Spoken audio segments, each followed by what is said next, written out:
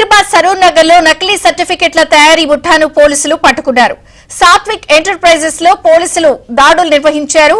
పెద్ద ఎత్తున నకిలీ స్టాంప్ పేపర్లు, బర్త్, క్యాస్ట్ సర్టిఫికెట్లు, రబ్బర్ స్టాంపులు, రెవెన్యూ డాక్యుమెంట్లను స్వాధీనం చేసుకున్నారు. ఒక్కొక్క ఫేక్ డాక్యుమెంట్ కు 5,000 నుంచి 20,000 వరకు నిర్వాహకులు వసూలు చేస్తున్నారు.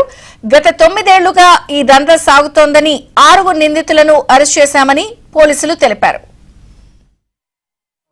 డాక్యుమెంట్ ఎప్పుడో ఓల్డ్ డాక్యుమెంట్ లా ఉంది. దీని మీద ఏమన్నా రాసేసి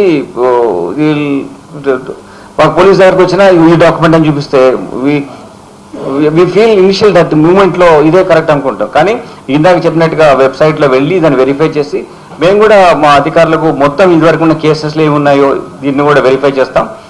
వీళ్ళపైన కొన్ని పాత ఎప్పుడో పూర్వకాలం నుంచి ఉన్నాయి, ఒక 20 years నుంచి వీళ్ళు యాక్టివిటీ ఉన్నారు. కాబట్టి వీళ్ళు వెరిఫై ఇనిషియల్ గా మంచిగా ఉండొచ్చు, తర్వాత ఏమన్నా తప్పులు చేస్తే అవన్నీ వెరిఫై ఎస్టాబ్లిష్ చేసి అక్యూజ్ ను ఇవన్నీ ఇన్వాల్వ్ చేసి ఎన్హాన్స్మెంట్ పనిష్మెంట్ కోసం చేస్తాం. అంతేకాకుండా we will maintain some sheets against these people.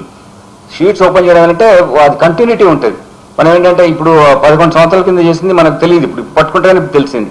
ఒక షీట్ ఉంటే అతని మీద పోలీస్ స్టేషన్లో రెగ్యులర్ మానిటరింగ్ ఉంటుంది, అతని యాక్టివిటీ ఏంటి తెలుస్తుంది.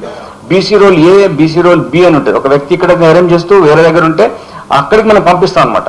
అట్లా 2 రకాలుగా రోల్స్ ఉంటాయి. బ్యాడ్ క్యారెక్టర్ బీసీ రోల్ అంటే అవి ఉన్న వాళ్ళని వాళ్ళకి రౌడీ షీట్స్ ఎట్లా ఉంటే ఆ షీట్స్ కూడా అట్లా ఉంటాయి. అవి కూడా వెరిఫై చేసి వాళ్ళకి పంపించడం, కొత్త షీట్స్ ఓపెన్ చేయడం, ఈ యాక్టివిటీలు ఎవరెవరు ఉన్నారు అనేది ఇంకా will go in to depth of it so that ఇంకా బిగ్గర్ వేలో ఇటువంటి ఫ్రాడ్స్ జరగకుండా మనం ప్రివెంట్ చేయొచ్చు.